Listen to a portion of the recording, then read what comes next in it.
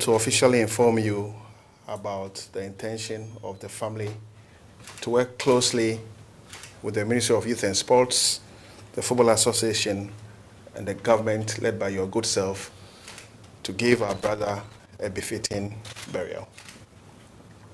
Christian Atsu was a very, very dedicated footballer who had 66 caps for the Black Stars. The height of his career was in the year 2015 when he scored the best goal of the tournament at the AFCON. He was also selected as a member of the team of the tournament. And most importantly, he was voted the best player of the tournament in the year 2015. Christian Atsu served the Black Stars with all his heart. He served all national teams as and when he was called upon. And until his demise, he was still a member of our team, so long as the team selectors picked him. Beyond the field of play, Your Excellency, he was a philanthropist. His deeds and works are all over the place. And I think the world has spoken to all the good deeds that Christian Atsu Trasam did to mankind.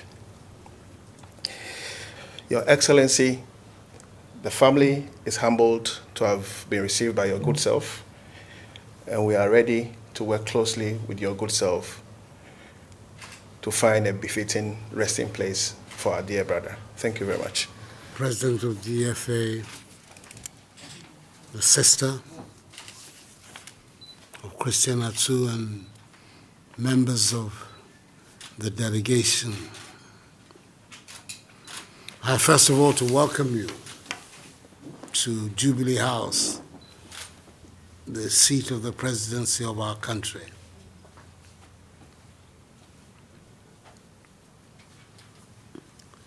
There are times when it is not pleasant to be in this chair. Today is one of them.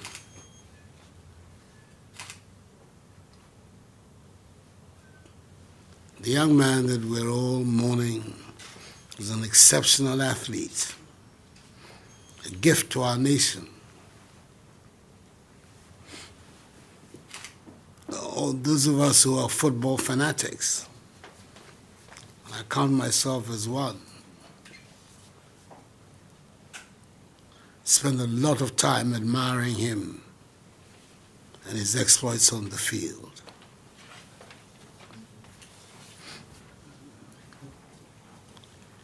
The news that came from Turkey as a result of this tragedy that occurred there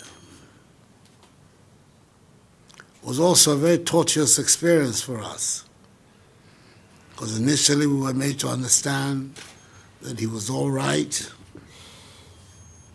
and then came the concluding, defining news that indeed he had been called by the Almighty.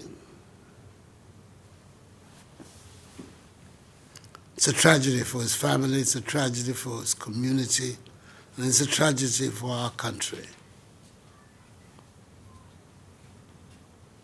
I want to express to you, representatives of his family and of the football fraternity of Ghana, my deep condolence and sympathies for what has happened. And I speak not just for myself, but for the entire 31 million people of our country.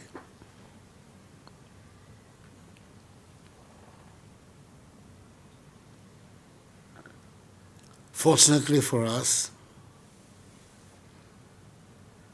we have in Turkey a very dedicated, dynamic woman who's our ambassador, who spared no effort to make sure that not only was he located, but that decent arrangements were made for his repatriation to us here in Ghana. I thank God for that.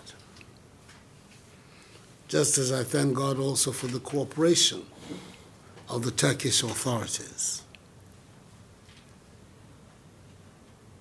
who have proved that a friend in need is indeed a friend indeed. I've had the privilege of talking to the Turkish President Erdogan to express our collective thanks to Turkey and to his government for the assistance that they gave, not just in locating our compatriot, but also facilitating his return back home.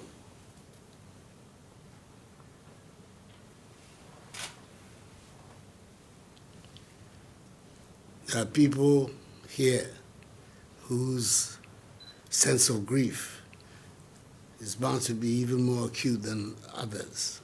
And I speak particularly about his twin sister and the brothers. And I know this must be a very difficult moment for you. But I think our responsibility is to give you as much support as we can. It can never erase the loss of this very brilliant man. But there it is. I always console myself with the thought that at the end of the day, no matter the circumstances, the Almighty will call each one of us one by one. And perhaps that was his destiny, that he be called in this tragic way. It is important that the Ghanaian people express their appreciation for his work that he did for our nation and the contribution he made to the development of the game, which is our national pastime, soccer, and to the development of sports in general. So I've asked the Chief of Staff, who unfortunately is outside Accra today,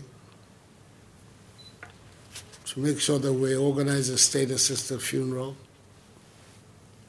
for Christian Atsu, depending on the date that you, the members of the family, and the GFA will select. And that everything will be done from the point of view of government to make sure that he's given a dignified exit. I think it's my duty and my responsibility as president to make sure that that happens.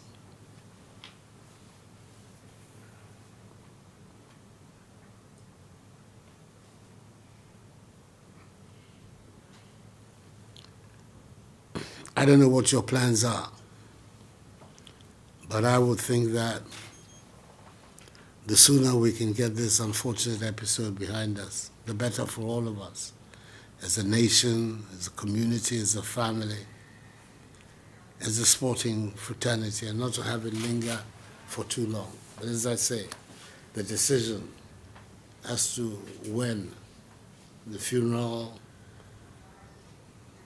will take place is that of the family. That is a tradition in Ghana that all of us know, that when it comes to matters of death and burial, it's a family that decides. But whatever the decision, whatever date that you choose, you should know that the government will stand squarely behind you. And you have my deep sympathies about what has happened. It's a tragedy that this young man who did so much for our country, not just on the field of sports. I've heard about all the philanthropic work that he did, should end his life in this tragic manner. But the ways of the Lord are not the ways of man. So we cannot understand what he understands. All that we can do is to do our best to go through the experience.